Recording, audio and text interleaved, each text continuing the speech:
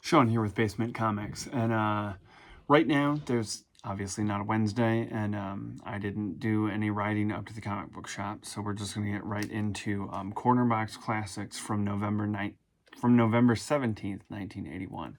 And first up is Avengers number 216, written by Jim Shooter, pencils by Alan Lee Weiss, inks by Dan Green, letters by Joseph Rosen, and colors by Christine Scheel.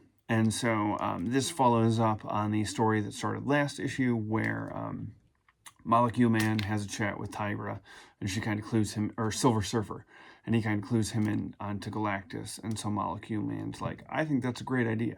And it winds up supposedly with him killing Iron Man and Cap and Thor, which thankfully you find out in this issue doesn't happen. And the things, kind of the biggest thing that was of note to this issue for me, and I don't know, I mean, I assume Shooter's the editor at the time, and I'm kind of curious.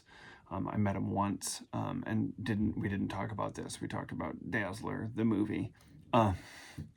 But if I had read this issue previous to meeting him, I actually would have asked him a question about this one, because in this issue, Cap finally learns the identity, because like the Molecule Man has stripped Tony of his suit and Thor of his powers, so he's just Donald Blake in this.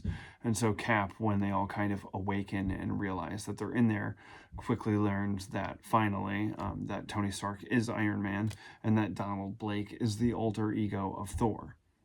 And so I found it interesting because I was like, okay, Shooter's the editor-in-chief at this point, and he's also the writer.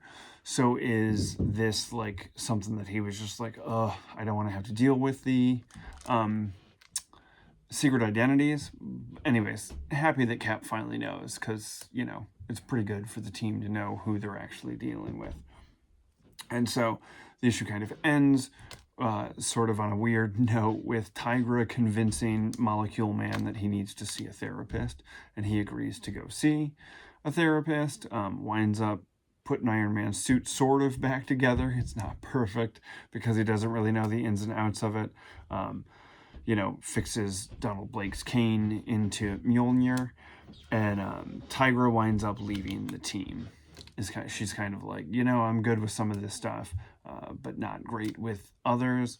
And so this winds up with her leaving the team. So pretty good kind of like 2-issue story. And like I said, I really enjoy the fact that Cap now knows the secret identity of Tony Stark and Donald Blake. So up next is Defenders issue number 104, written by J.M. DeMatteis, pencils by Don Perlin, inks by Joe Sinnott, letters by Diane Albers, and colors by George Roussos. And this one's kind of like, I have a sort of a weird relation. Like Defenders is probably, it's weird, it's really fun at times, and then really kind of strange and not my favorite of the Marvel titles that I would have currently been reading during this time period and am reading now. So there's a character that was introduced a few issues ago. His real name's Eric Payne. He goes by Devil Slayer, and a person that he's had some run-ins with in the past named Ian Fate kidnaps Eric's like a strange wife and winds up taking her to another dimension. And so Doctor Strange recruits Wonder Man and Beast, and so this is sort of like the kickoff. So I have Defenders in kind of 2. I had only ever read from this point forward until the end of the Defenders, because this is when Beast joins the team, and Angel and Iceman are relatively soon around the corner. And then I wound up actually going back to the beginning of Defenders, which I'll get into in another separate video of how I came to own the rest of Defenders at another time. So I've read all of this stuff. This will be my second run through, but had not read issues like 1 through 102 previously. So that was kind of my first like go through, and lots of it is a lot of fun. It's quirky, it's weird, it's kind of strange, but it's just sort of not like comparative to the rest of everything that's kind of coming out. It's definitely not my favorite book. There were some arcs that I absolutely loved from the first 100 issues, but it's, at the low end. It would be at the low end of my reading pile in these particular things. So Doctor Strange, to get to this other dimension, needs some backup, so he gets Wonder Man and Beast to help out. And throughout the issue, you're kind of like introduced to this heroin addict by the name of Sunshine. And the story kind of ends where, like, it turns out that in this dimension, fate can't, like, harm Eric's estranged wife because she's an innocent. He can only harm a person who, like, isn't innocent. So he winds up, like, killing the wife, but then it's revealed that it's not the wife. It's actually this homeless heroin addict named Sunshine. And so it just sort of felt weird, because it was like, I mean, my viewpoint of it would be that, like, yeah, I mean, heroin's destructive and so on and so forth, but I don't think that this character was like, I choose to be this. I think he just got roped up into it. And there was nothing else that kind of made him a bad guy other than he was an addict. So it sort of felt weird. Maybe I was reading it wrong. Maybe it didn't hit me the way that it was supposed to, but it just sort of felt clunky. So this was definitely not my favorite book of the week. My favorite book of the week is Fantastic Four number 239. Written, penciled, and inked by the great John Byrne, letters by Jim Novak, and colors by Glynis Wein. And this is one of my favorite, like, payoffs in Fantastic Four, because this is where we finally meet Aunt Petunia. And the gag is that she is not some, like, miserly old woman like everyone had pictured. She's actually quite the young, attractive gal. Turns out that Ben's uncle was in a really bad accident, and she was his nurse. She kind of nursed him back to health. And so that's how they met. And Ben was the only one who approved of their relationship, because she was so much younger than his uncle, that was kind of like, they're super close with Ben because he accepted their relationship and was cool with it.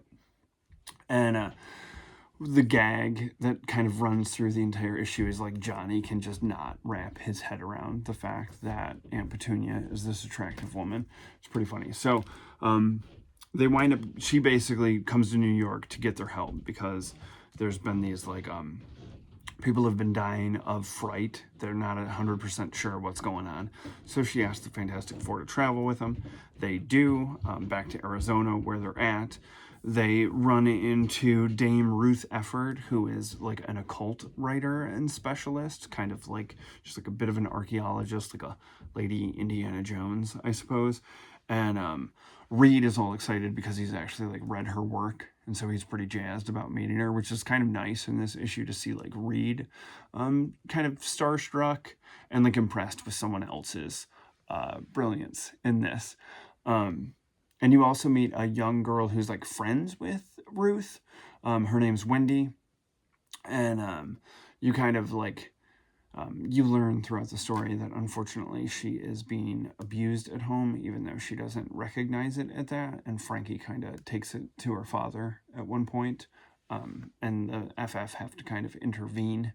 And so what winds up happening is these kind of like ghouls. I don't know if you've ever seen, like, if you've ever seen the 80s classic Ghost, like, whatever is scaring everyone sort of looks like the demons in the end of Ghost, to me anyways. Are kind of like, there was a recent story in Avengers and X-Men called Judgment Day recently, where, like, the Celestials came down to judge everybody. And it sounds like these, like, spirits are sort of doing the same thing to this town, where they're, like, judging the people, and if they find them awful, they scare them. And so the father sort of gets judged by the demons and admits that he will change his ways, and the FF is kind of like, we certainly hope you do. And it kind of ends with the reveal that Wendy is still in contact with the demons. So pretty solid. I mean, John Byrne's run on FF is one of my favorites. So it's definitely going to be up there on my list during this like read through of all my Marvel books. But another book that I really love that I'd never read before is Iron Man number 155, The Backgetters, released on November 17th, 1981, written by David Michelini, with fantastic pencils by John Romita Jr. Like, this is during the era where Romita Jr. is firing on all cylinders. Inks by Dan Green, letters by Joseph Rosen, and colors by Dan Warfield.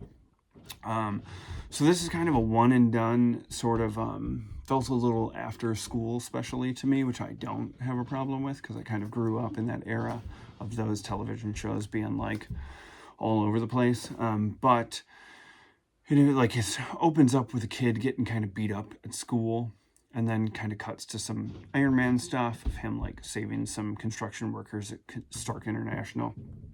And then Tony goes and visits Artemis Pithens, who's Stark International's like public relations director. So they're chatting it up, and Artemis seems pretty like bummed out about some stuff that's going on at home. Turns out that he is the father of the child that you saw sort of get roughed up in the opening of this issue. And so he's like, hey, Tony, is there any way that you could talk? He's like, I'm not a big fan of Iron Man. I think he's a little showy. But is there any way, like, we're doing a Stark International, like, thing at career day at my kid's school, is there any way that you could, like, get Iron Man to show up? And Tony is like, I could probably pull a few strings to get that to happen.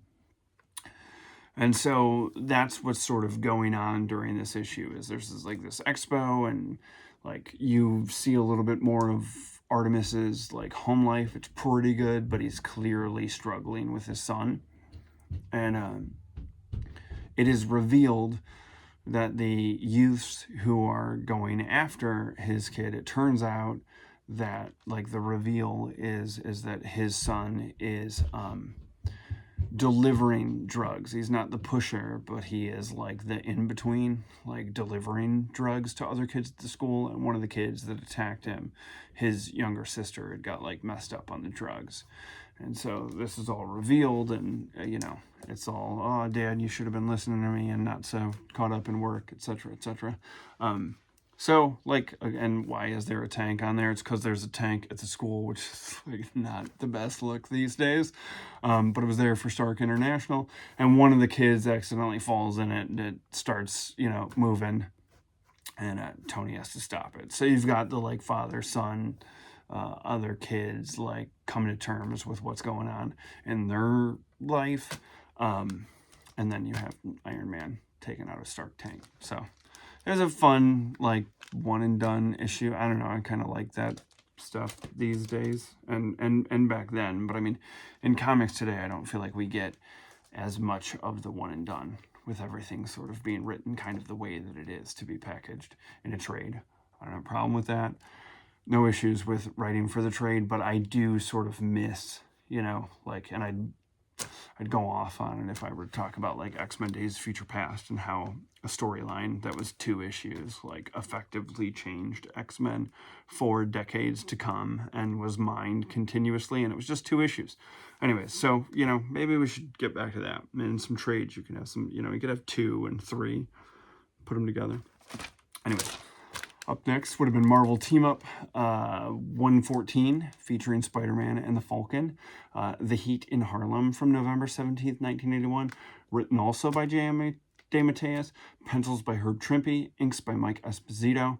Letters by Diana Albers. And colors by Bob Sharon. And this was, so sort of opens up with Peter out on the town with Aunt May and her fiance Nate Lubinsky, and they sort of a dude's coming out of the subway hauling ass, and kind of knocks into May, and then these kids bound up afterwards called the Young Watchers, and it turns out that they're like a group of youths who are not vigilantes, but just kind of like keeping an eye on their city. And so it turns out that like May's purse comes up missing, and everybody thinks it was the first guy, like the criminal guy that they were chasing. But like Spider-Man gets the feeling that it might have been one of the Young Watchers. J. Jonah Jameson's a big fan of him, which is, draws some of the comedy of the issue, is that Jameson's a big fan of these kids that are doing vigilante stuff but still can't stand Spider-Man. Falcon obviously gets involved because it's happening in his neighborhood, and I think he's like the social worker for one or two of the kids. But it is revealed that they're working for a bad guy named Stoneface. And I sort of liked the Young Watcher angle because I was born in Detroit. And for the first few years that my family still lived in the city before we moved out of it, obviously, like the night before Halloween in Detroit, which I was like weird when I found out that this wasn't national, like that it wasn't a thing everywhere. It was just here. But the night before Halloween was known as Devil's Night. And it sort of like was a night where like stuff sort of got wonky in the city every year. Lots of fires started. It peaked when I was just a kid in '84. And there were like 800 fires that night. And so then what wound up happening is like 10 years later in '94, there was this, like, they tried to revert it to Angels Night because a bunch of community volunteers came together. And basically these volunteers would like patrol the neighborhoods and the city.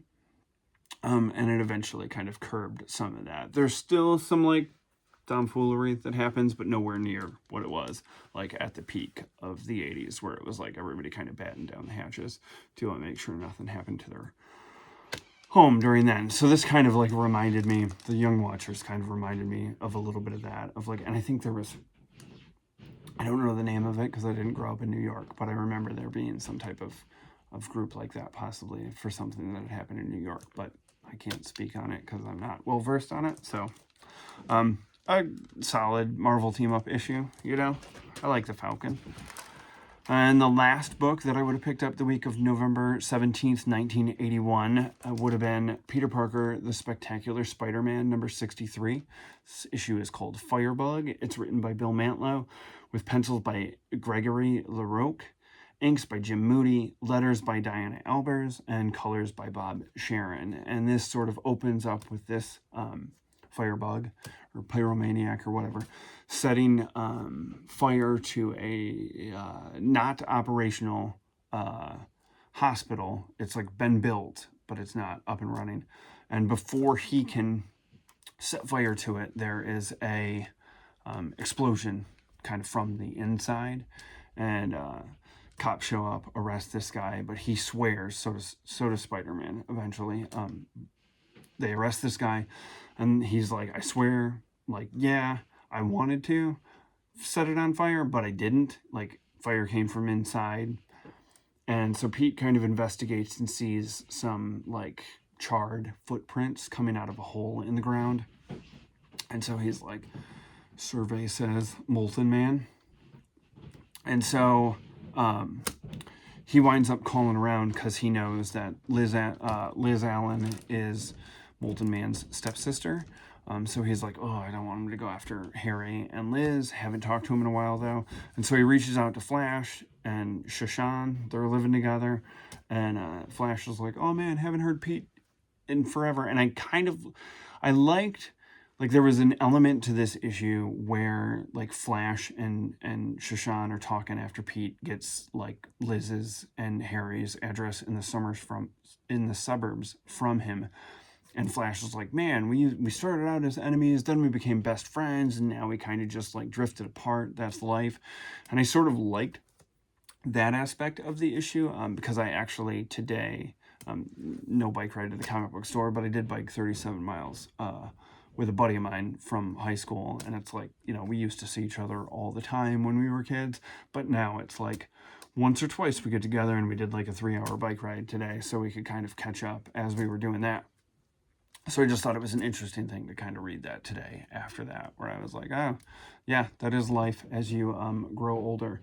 So Molten Man, like, Pete hoofs it out to, hops on top of a bus because he doesn't want to web swing through trees to the suburbs, and heads out to Harry and Liz's house. And Harry's obviously nervous, but Harry's a nervous guy when he opens the door, and lo and behold, Molten Man has already been there, pissed off at Liz for not getting him some drugs back in the day to help cure him. A fight obviously ensues. Harry's bummed because he's like, man, Molten Man and Spider-Man are following me everywhere. I can't get away from this.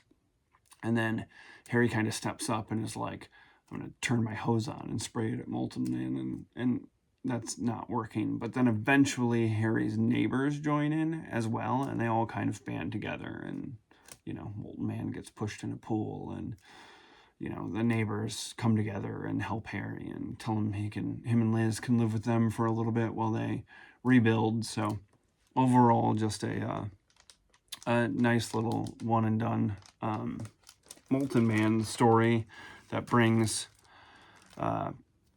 Harry and Liz and Flash back into the book. So that is what I would have picked up on November 17th, 1981. And one of the things that I was doing during the read of all of this stuff, which I don't think I've talked about, is obviously, like, when I got into comics, I was also discovering music for the first time. And so when I went back to the 60s and started moving my way through it, I was only allowed, like, when I was reading or whatever, or like leading up to reading the books that were coming out, I would like listen to records from that time period. Like, so if I was a teen biking up to the shop on November 17th, 1981, what would have been playing in my headphones? And so for these issues, it would have been the Rod Stewart album, Tonight I'm Yours, released November 6th, 1981. So probably going to pull that into it too. I'm not suggesting anyone go listen to any of those records. I mean, I love that record because I'm a big Rod Stewart fan, but, you know, to each his own. But that was a little interesting thing that I was doing, particularly during the X-Men thing, to try to find, you know, there's a lot of bands I love from like when I grew up in the 90s that weren't exactly like Nirvana. You know, I mean, I love Nirvana, but, you know, like, and so when I would talk to my parents about music when they were kids, you know, growing up with the Beatles, it was like, well, I mean, we hear of the big ones, but how many like Spinners and Herman Hermits and stuff kind of fall through the cracks as the years go by. And so that kind of gave me this opportunity to dive into some music that I didn't necessarily like adore when I was growing up, and find some stuff that was a little bit like out of like what you get pumped. Like, I mean, you know, if you're like top 10 albums of the 60s, like I was going a little bit deeper than that. Obviously, because I had to fill something for every month of one of these things. So that's probably going to be something I'm going to occasionally toss in because it interests me, and, you know, mostly doing this for me. Appreciate it if you're watching. Glad if anyone has been enjoying these. Let me know if you have read any of these, what you thought of them. And I plan on obviously being back on Wednesday with Hank and me riding up to the shop to pick up our new books. And I think the next Corner Box Classics is going to be November 28th, 1981. And I think it's Daredevil, Dazzler, a Kazar issue, and a Marvel 2-in-1 are going to be that for November of 1981. So thank you for watching. Please like and subscribe, and I will see you on our next ride. Thanks. Bye.